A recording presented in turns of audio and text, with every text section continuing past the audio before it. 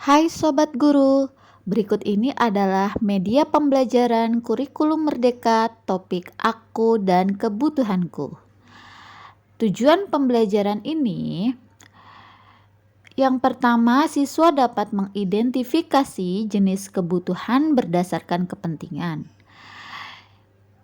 Yang kedua, siswa dapat mendeskripsikan perbedaan antara kebutuhan dengan keinginan.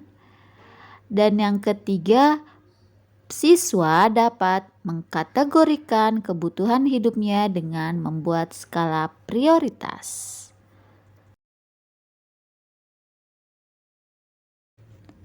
Nah, kita akan mengetahui apa itu kebutuhan. Kebutuhan adalah segala sesuatu yang harus dimiliki atau diperlukan manusia untuk bertahan hidup dan memiliki kehidupan yang layak. Apa saja sih kebutuhan manusia itu?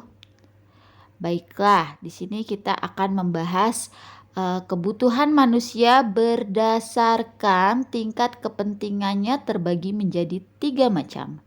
Yaitu yang pertama ada kebutuhan primer. Yang kedua ada kebutuhan sekunder dan yang ketiga ada kebutuhan tersier. Nah, apa sih kebutuhan primer itu? Kebutuhan primer, kebutuhan mutlak dan utama dari setiap individu yang harus dipenuhi. Jika kebutuhan tersebut tidak dapat dipenuhi, maka individu tersebut akan terancam kehidupannya. Apa saja sih kebutuhan primer itu macamnya? Yang pertama ada kebutuhan pangan, yang kedua ada kebutuhan sandang, dan yang ketiga ada kebutuhan papan. Kebutuhan pangan, kebutuhan utama yakni makanan dan minuman, contohnya beras, air mineral.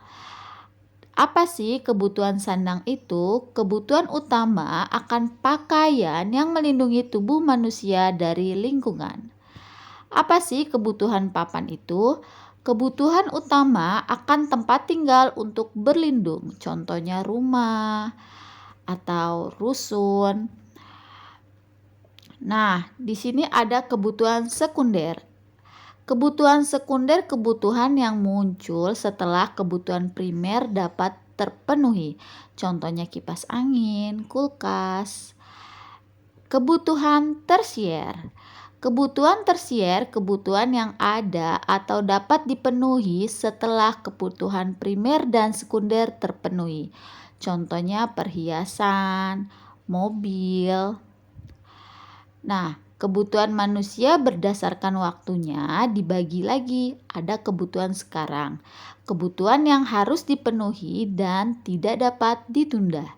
Contohnya makan di saat lapar. Ada lagi kebutuhan mendesak, kebutuhan yang tiba-tiba muncul dan bersifat sangat kritis sehingga dapat mengancam nyawa jika tidak dipenuhi. Contohnya biaya pengobatan. Dan terakhir ada kebutuhan yang akan datang. Kebutuhan yang dapat dipenuhi di kemudian hari dan dapat ditunda sebab sifatnya yang tidak mendesak. Contohnya asuransi pendidikan. Nah, di sini akan disajikan lembar kerja siswa pada bagian A yang berisi tabel untuk mengelompokkan suatu barang ke dalam kebutuhan primerkah atau kebutuhan sekunderkah atau kebutuhan tersierkah. Nah, nanti siswa diperintahkan untuk mengerjakan lembar kerja siswa seperti ini.